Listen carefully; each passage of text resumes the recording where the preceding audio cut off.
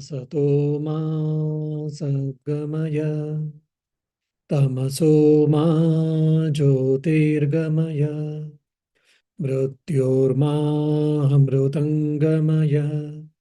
Om Shanti Shanti Shanti.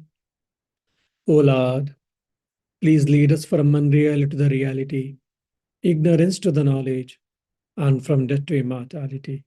Om, peace, peace, peace. Dear devotees,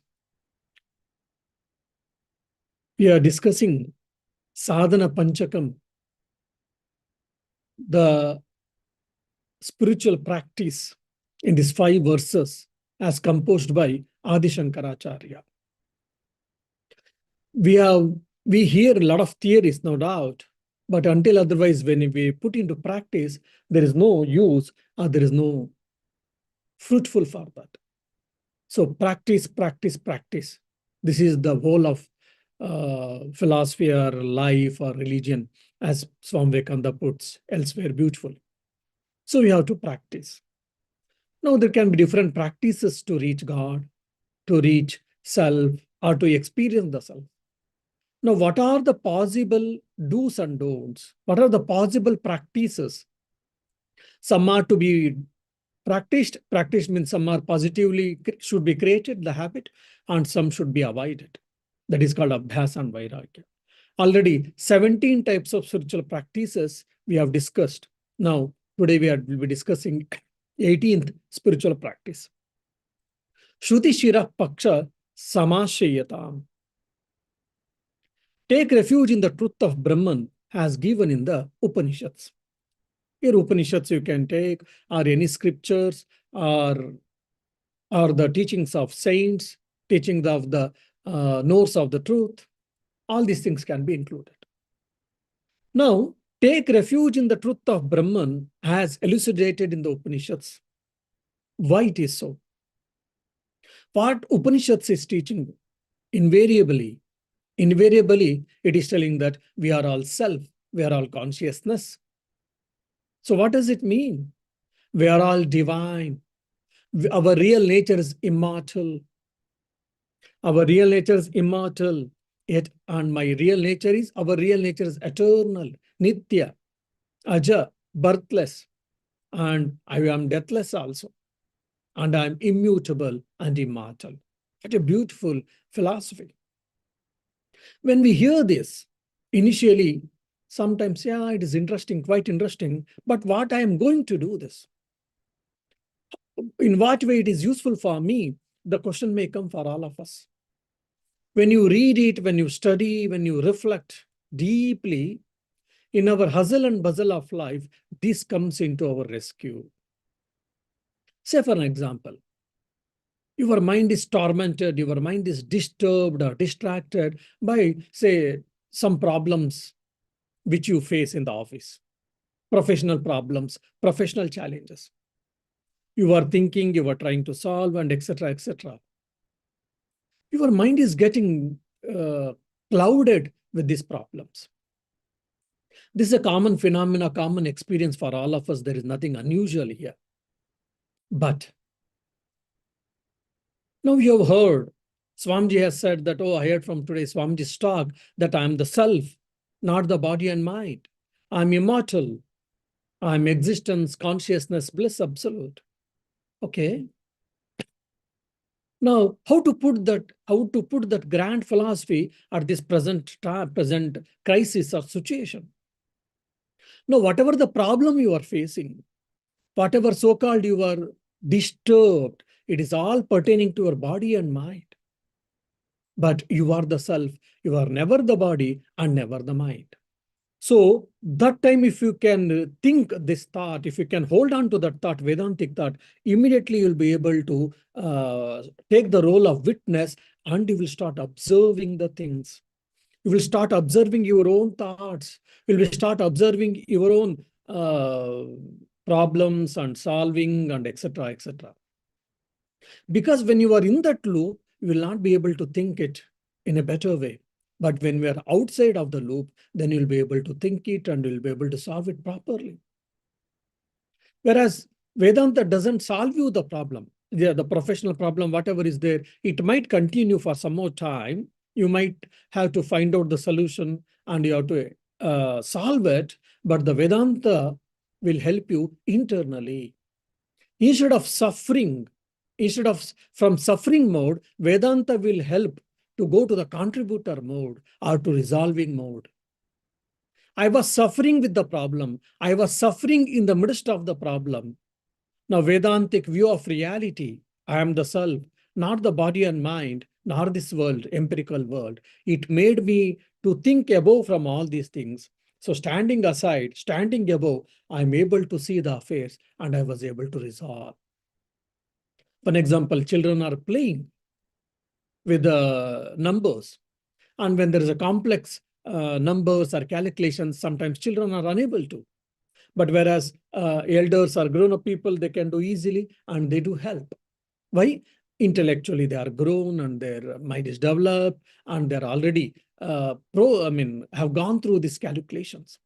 So similarly, when our mind rises from low level to higher level, the lower problems either they drop off or will be able to handle them in a better way.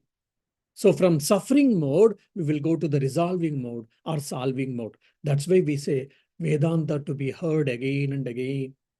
The Vedantic reality that I am divine, I'm not the body and mind, I'm the self, I'm the consciousness, I'm eternal self. That has to be heard time and again. Initially, you may hear sometimes, and afterwards you enjoy sometimes, and you may keep quiet. When this Vedanta goes deep in your mind, deep in your veins, when there are problems, this Vedantic thought or Vedantic truth will come into your rescue. Then you'll be able to go further happily. That's why we have to listen to Vedanta. Now, Shruti Shiraha. Shira means head. The head of the Shruti, the head of the Vedas, means the essence of the Vedas is nothing but Upanishads, the knowledge part of the Vedas. So we have to take refuge of the philosophical portion of the Vedas or the knowledge part of the Vedas. Because the former part, it contains mostly the rituals and afterwards meditations. Meditation is like upasana. It is a different type of upasanas. The third part, later part of the Vedas consists knowledge portion or philosophical portion, which is very interesting, which is universal in nature. It is applicable for everyone and at every society, in every civilization, at all times. So we have to take the shelter of the fate of Upanishads. Now, what is this Upanishads? It is not mere hypothetical argument, or it is not mere speculation, or it is not mere theory. It has been given by the rishis who have experienced themselves. The rishis can be called as spiritual scientists. They experimented their life, their time and mind to explore the truth, to explore the reality. After their experiences, they have, out of compassion, they have transferred their experience to their disciples. So Upanishads are not just hypothetical arguments or thinking or speculation. It is the experience. It is a wisdom based on experience. And also, why only Upanishads? Upanishads has been time tested and it is the experiential knowledge, etc. Now we have to see in this present day, I see many people, they come. I read that book, I read this book and that book. I hear to that Swami's lecture, this Swami's lecture. I attended so many retreats, so many schools of philosophies. And finally, he is baffled, is confused. What is right and what is wrong? Initially, we have to make a survey. Just like when we go to mall or when we are to purchase something, an item, we make a survey. In which mall, like Aldi or Tesco or Lidl or IKEA, in which shop I get a a good price and a best commodity. I make a survey and I purchase it. So similarly, you can make a survey among different schools of philosophy, different thoughts, thought currents and all. But when you start understanding or feeling that a particular school of philosophy, particular school of thought is more dear to my heart, or it is more, I feel it is better, or it is right or logical, then you should start continuing it deeply in that particular school of philosophy. Initially, you have to, go in deep into that particular school of philosophy or school of thought. Once you are established, then you can make a studies and attempts, or try to understand and try to make experiments based on the other schools of philosophies. Otherwise, what happens? You will miss the current, you will miss the path, you will get confused. So, because faith is the habitual center of man's personal energy. William James, a great psychologist, says, faith is the habitual center of man's personal energy. Now, this faith is found by your experience, by your thinking, and by your study, and by thought process. And when a school of thought, when you are reading and studying, then a particular faith is formed, then that dictates your attitude, that dictates your emotions, that dictates your philosophy of life, that dictates your thinking, and etc. If you are gone reading every school of philosophy, you may get confused, and your faith is also can be shaken. That's the reason they are saying that take refuge in the truth of Brahman as given in the Upanishads. Otherwise, what happens? You will get confusion. See, because intellect needs right thinking. And this right thinking comes from where? It based on sound philosophy. And this, thinking or thought process dictates our life and actions, as already told. Even our service activities. Why should I serve people? Oh, because he's he's like me, a human being. Oh, because serving people or helping people, I can go to heaven. Now, the first one is humanistic philosophy. Oh, he's like a human being. He's also like a human being like me, so I should help him. Humanistic philosophy. The second is, oh, by serving people, needy people, I can go to heaven.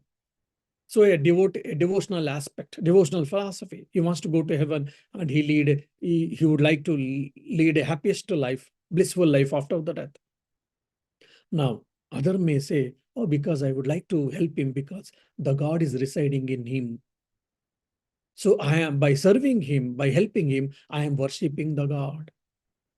Now, externally, the action may be same, but the philosophy changes. One is humanistic philosophy, the other is going to heaven or devotional temperament. The third is Advaita Vedantic philosophy, that is God or self resides in every being. So helping them, serving them is what? The real worship. And the fourth one says that I don't bother about your God or self or whatever. Just I would like to help people. Help for help's sake, and I would like to do. A man of selfless action, karma yogi. Now again, so there are different paths, but external action is same, the philosophy is different. So that's the reason even our service activities, educational philosophy, social philosophy, economical philosophy, everything can be based on our philosophies. So you take Advaita Vedanta or any schools of Vedanta, that knowingly or unknowingly, it dictates your other aspects of philosophy also. That's very, very important thing. Now, thinking, thought process has to be based on Advaita Vedanta according to the author. Not only that, the feelings also has to be developed. Feeling towards the self, feeling towards the consciousness, or feeling towards the God, Supreme Self should be developed. And will. Let me experience it. Let me dedicate my life to experience the reality. Let me manifest the divinity in all my actions, in my every action, in my every thought, in every deed.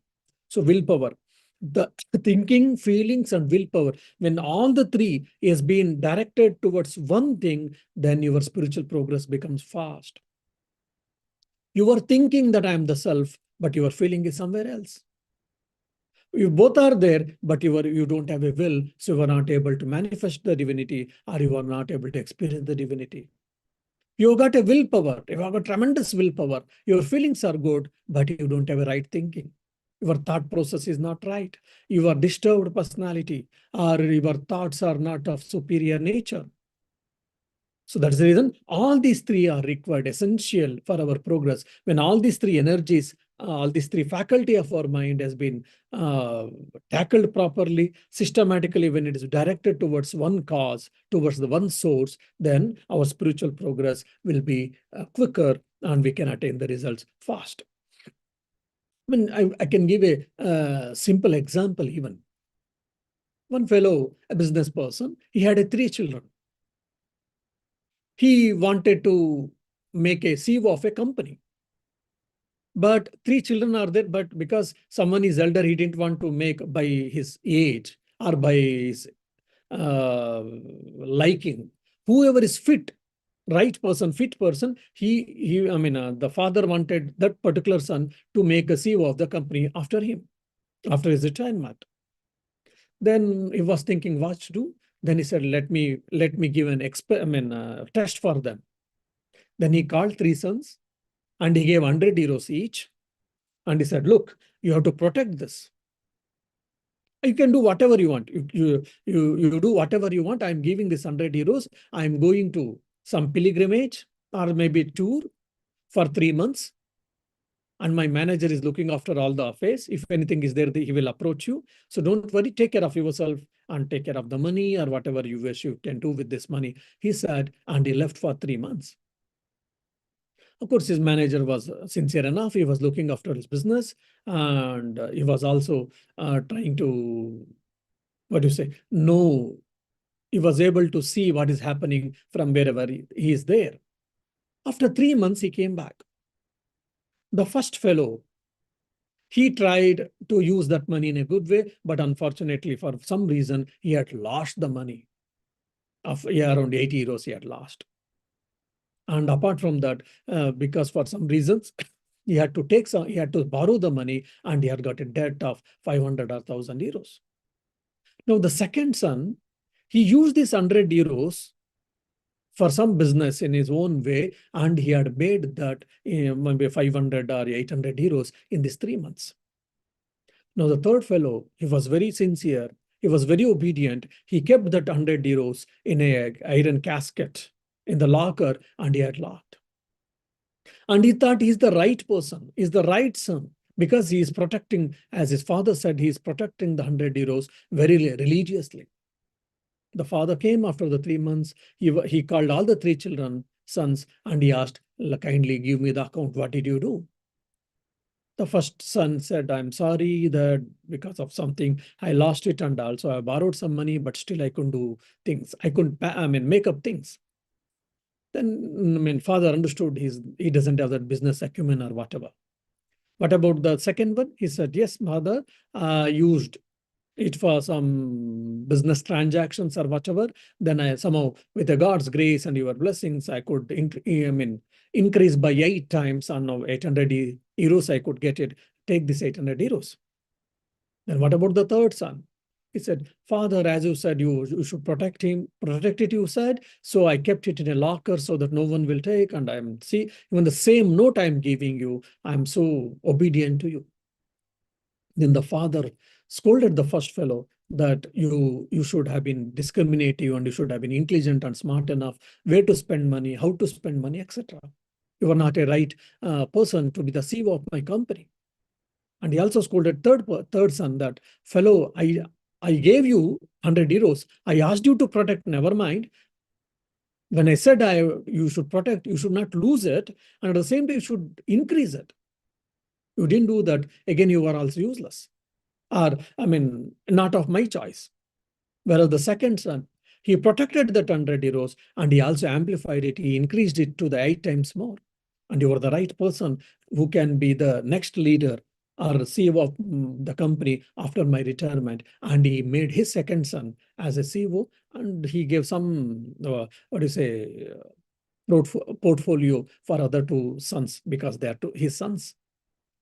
So this is what, we have got some Shraddha, faith, we have got some virtues, we have got some good qualities, we have got some spiritual hunger. This has to be protected first and foremost. And the second is it has to be amplified, it has to be increased. Now I'm able to sit for 10 minutes meditation. Fine, good. Maintain it and slowly increase it, maybe 20 minutes or 30 minutes, 40 minutes, 50 minutes. Our virtue should increase. Our spiritual hunger should increase. Our manifestation of the divinity should increase. For that, if you take the shelter of the scriptures like Upanishads and all, your way of life is being taken care so that you can manifest the divinity more and more. Now, okay, so in the 18th, you take the shelter, under the Brahman as elucidated in the Upanishads, we said. So practice, what to be practiced, the author said. And now 19th, in the 19th, the spiritual practice is telling what to be avoided. What to be avoided by all means. Dustarkat, suviramyatam. Avoid false arguments, avoid perverse arguments. Devil also can quote the scriptures. There is a saying. So similarly, we use a wrong logic and we, waste our life. We can spoil our life and others' life also. Because logic is a double-sided sword. It can be used in any other way, in any way. I've seen especially in the Western philosophy. Because, for example, Bertrand Russell gave a philosophy. His own disciple who worked under him, who worked with him, I'm not saying he's wrong, who worked with him, who worked under him, after the Bertrand Russell, his own disciple negates his teacher's philosophy, he is wrong, and he brings either a different version or a completely different philosophy. Like that, there are so many schools of philosophy. Every 10 or 20 years, there is a change in the Western countries. We have seen Western philosophies. Why? It is mere intellectual speculation. Again, I'm not judgmental. I'm not saying that it is right or wrong. What is the fact? Just I'm explaining. It is mere intellectual speculation. It is not based on experience. You say idealism, you can say realism, you can say neo-realism, you can say, or absolutism, you can say phenomenalism, you can say logical positivism, we can say. Last 200 years, so many isms have come and have gone. Now, all of them, mostly they are based on the speculations. It was intellectual gymnasium. It was based on mere logic. It was not based on the experience. Now, whereas the Advaita Vedanta from 8th century, so 1300 years over, still we are studying that Advaita Vedanta. It includes logic, no doubt, logic-based logic, right logic, and also it is not mere logic, and it is also based on experience. So the philosophy which is based on experience, along with the right logic, that can hold on for a long time, that can bring good for the mankind at large and for a long time. Otherwise, what happens? Mere logical argument is not enough for experiencing the truth. Now, I'm very intelligent, but my intentions are not pure. I'm interested in having money, power, position, name, fame, all these things. I'm very intelligent. I can think a lot. I can put arguments a lot. Fine. I may be a winner in every argument, but it is not that all my logics are right. Why? Because my intentions are not right. My mind is colored with worldly desires. If his mind is pure, if his intentions are good, his logic and the way of interpretation, the way of putting them is also will be right mostly. But if not, then mostly it is not so. Even today, I can give an example in the medicinal field. Some 20, 30 years before, way back in India, we were told that coconut oil is not using coconut oil is not good. It brings more cholesterol. Now, our father, grandfather, great-grandfather and all, they were using coconut oil regularly, and many people, they used to cook using coconut oil, just like olive oil they use here. They didn't have any problem. All of a sudden, the doctors and so-called scientists, food scientists, they all started saying that you should not use coconut too much, you should not use coconut oil too much. It brings obesity, it brings cholesterol and whatnot. Slowly, many people, they stopped it and they switched over to sunflower oil or whatnot. Now today, again, the scientists or the food scientists are saying that, oh, it is okay. Using coconut oil is not at all bad. It doesn't bring obesity. It doesn't bring cholesterol. No, you can use it. Now, 20 years before, using coconut oil was bad, and today is why? Oh, science has developed fine, or we found out the truth fine. That also we can say, but it was medical mafia. because someone wanted to, promote their products, maybe sunflower oil or a particular olive oil or mustard oil or groundnut oil. So they started saying that this oil is better, it is good for health, the other oil is not good for health, and that's how they de-promoted it. So like this, they use beautiful logic, no doubt, so-called scientific logic they use, but their intentions are wrong. As a result, their logics also will not be right all the time. That's why dustarkat suviramyatam means avoid false arguments, avoid perverse arguments. And also here tarka, the author is used. Tarka is one is logic. Logic, we have to use right logic. That right logic, how can we understand? When a person has got a right intention, when he has got a good intentions, when he has got a good life, good personality, good character, his way of interpretation logics are tend to be good. And this logic should be, this logic should be based on the scriptures or based on the experience of the right people. And not only that, Tarka means it is a systematic thinking and it is systematic and it is a systematic analysis. We have seen people here and there, they keep on thinking and they don't get proper, right thinking. So even the thinking analysis should be also systematic. So Tarka also includes that. So for an example, there's a very funny story from in the life of Buddha.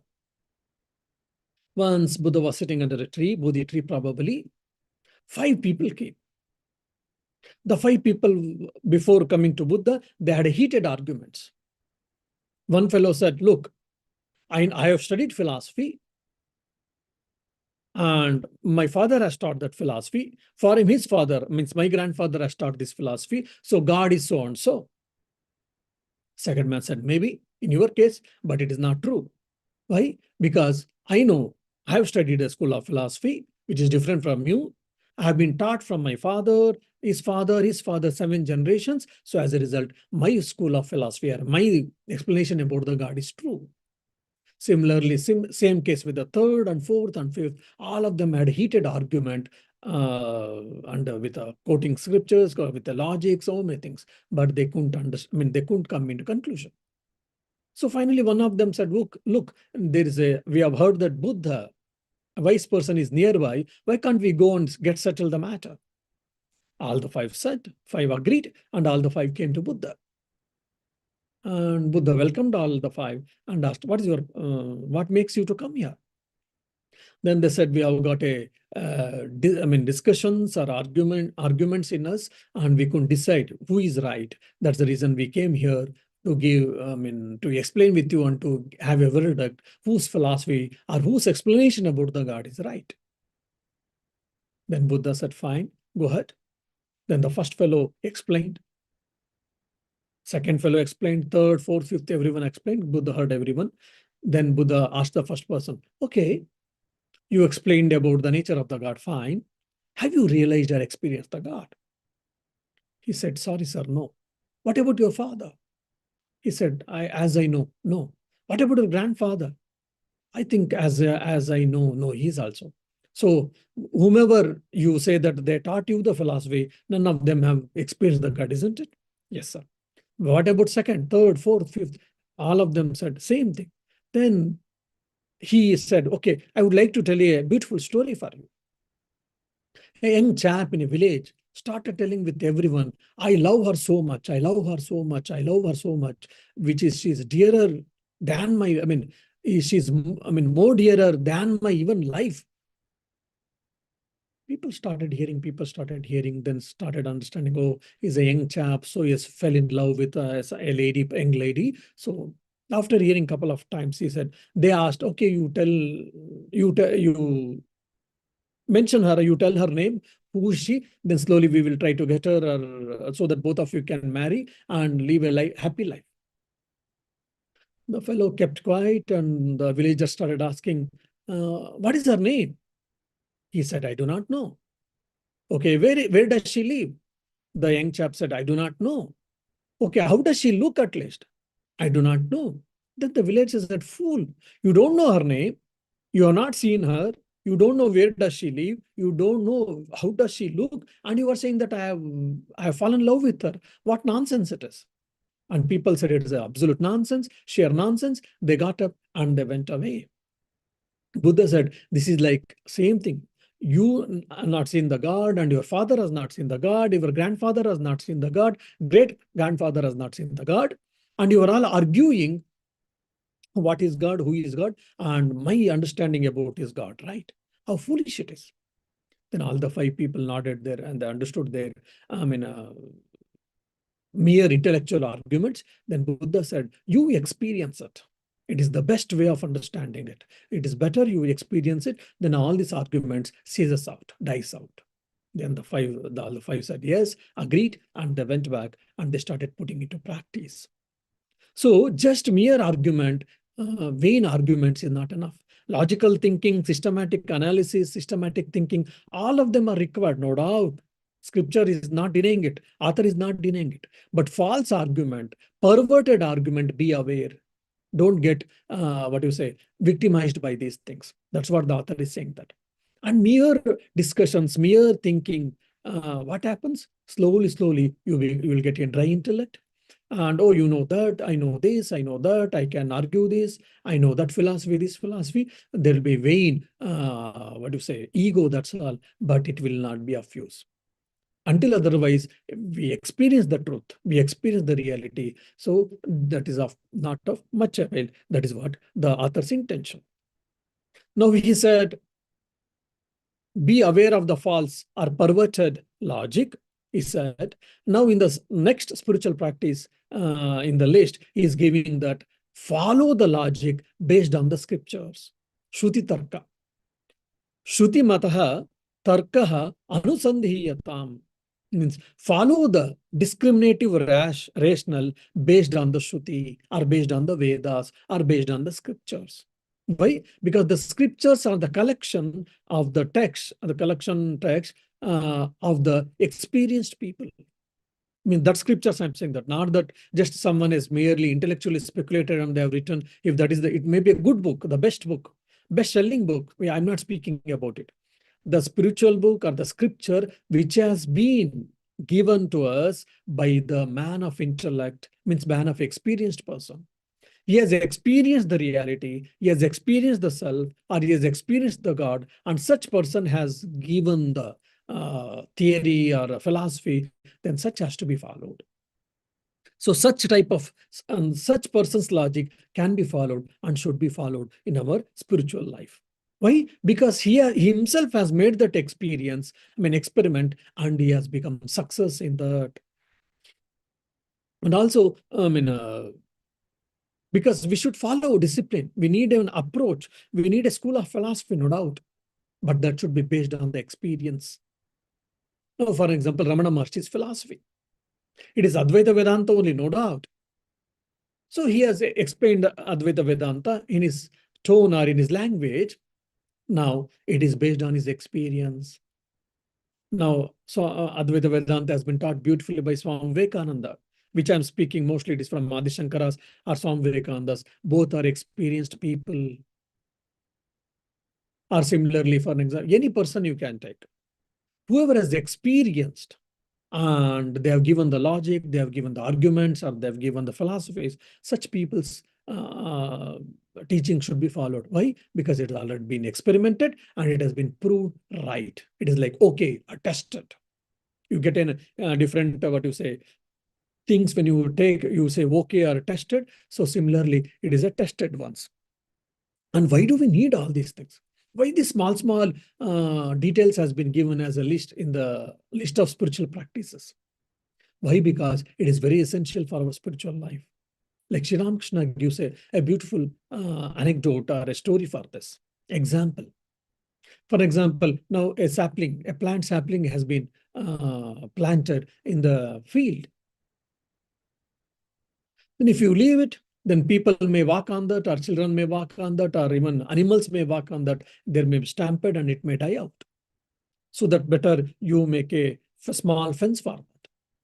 Then you build a small fence and you planted a either a mango plant, mango tree, or a coconut tree. You have planted and you put a fence, and you are watering and whatever is required, all the things you have been added, fertilizers and etc.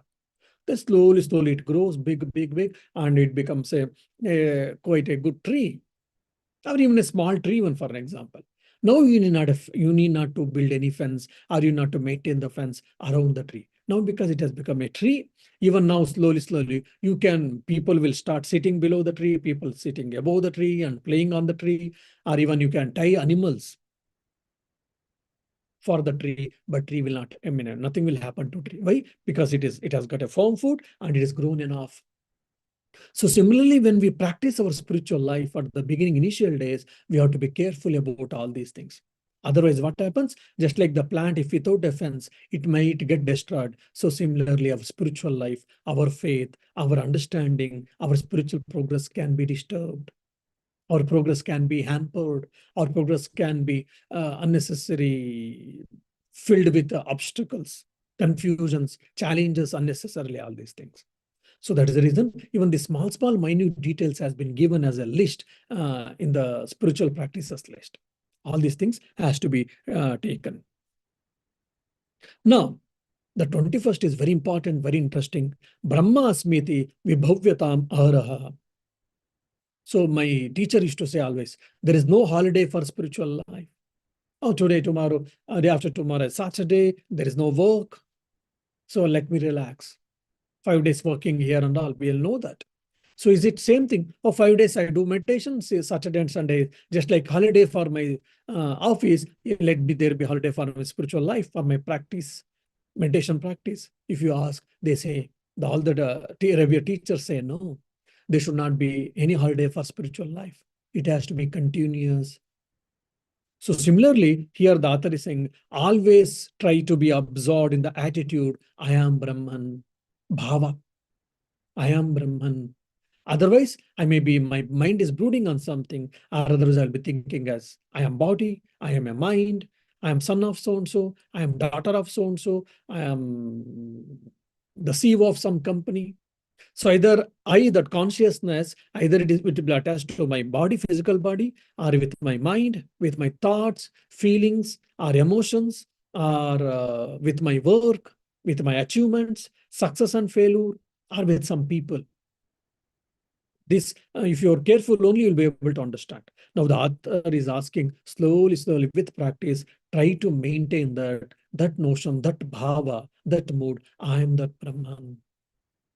It is possible for all of us. I give a very funny example of transcendental meditation. You know what is transcendental meditation? When your mind goes above this mundane world and all, when you are able to experience the truth or experience the God, the transcendental experience. To experience the you have to transcend. That's why that process is called transcendental meditation. Now, just funny, transcendental, you break transcendental. I got a toothache, and I have gone to my work. There was a toothache, no doubt, but I have to go to my office for some reason. Then I have gone to work and I'm working. But in my corner of my mind, it will be mostly, if not all the time, mostly it will be thinking, or my mind thinks about this toothache. Toothache, it always thinks morning to evening. I am talking with people, I'm eating, trying to eat, I'm speaking with people, or my brothers and sisters, or family people, and I'm traveling. I've done all my work from dawn to dusk, whatever I used to do other days. But one corner of the mind, most of the time, or mostly, it will be thinking about the toothache. So similarly, we may do all our work, routine work, whatever we were doing and we are doing, we will be doing. But in this midst, we can create a stream, continuous stream, or continuous link that I am the self.